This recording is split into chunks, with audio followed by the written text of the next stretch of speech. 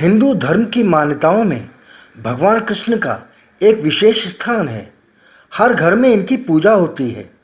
कहीं इन्हें लड्डू गोपाल के रूप में पूजा जाता है, तो कहीं इनकी पूजा कान्हा जी के रूप में होती है। लड्डू गोपाल जी को भगवान कृष्ण का बाल रूप माना जाता है, जिनकी सेवा ठीक उसी प्रकार से की जाती है जैसे कोई अपने नवजात शिशु को पाल पोसकर बड़ा करता है। अगर लड्डू गोपाल जी आपके भी घर में विराजते हैं तो आपके लिए कुछ विशेष नियमों का पालन करना ज़रूरी है। आइए जानते हैं इन नियमों के बारे में। लड्डू गोपाल जी अब आपके परिवार के सदस्य हैं। सत्य तो ये है कि अब आपका परिवार लड्डू गोपाल जी का परिवार है। अतः लड्डू गोपाल जी को परिवार के एक सम्मानित सदस्य का स्थान प्रदान किया जाना चाहिए। परिवार के सदस्यों की आवश्यकताओं के अनुसार ही लड्डू गोपाल जी की सभी चीज़ों का ख्याल रखना चाहिए।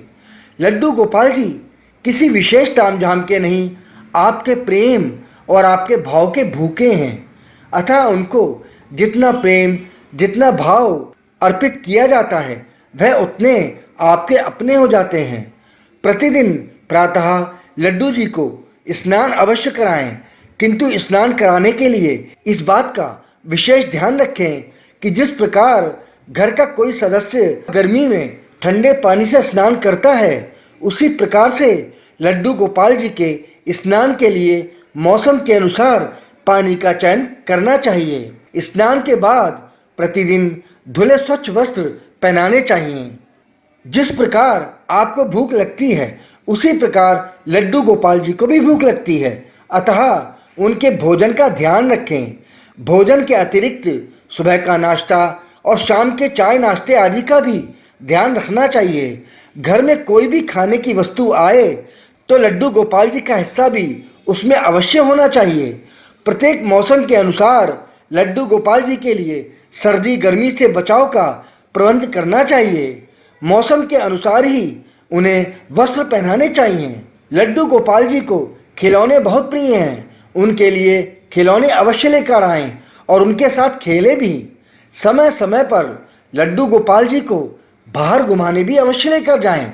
जैसे परिवार के सभी सदस्यों का आपस में एक दूसरे से कोई रिश्ता होता है, वैसे ही लड्डू गोपाल जी से भी कोई रिश्ता बनाएं।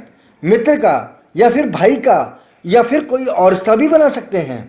आप अपने लड्डू गोपाल जी को कोई प्यारा सा नाम भी अवश्य दें।